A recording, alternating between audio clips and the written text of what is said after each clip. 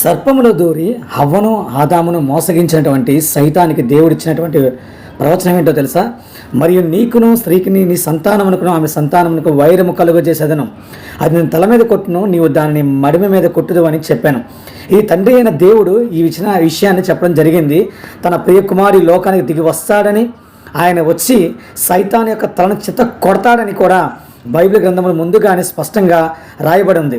ఈ నెరవేర్పు ఎక్కడ మనకు కనిపిస్తుంది? యోహాను రాసిన మొదటి పత్రిక 3 ఎందులో చూస్తే, అపవాది మొదటి నుండి పాపము చేయుచున్నాడు గనుక పాపము చేయువాడు అపవాది సంబంధి, అపవాది యొక్క క్రియలను లయపరచుటకే దేవుని కుమారుడు ప్రత్యక్షమయ్యను అన్నటువంటి మాట రాయబడి ఉంది.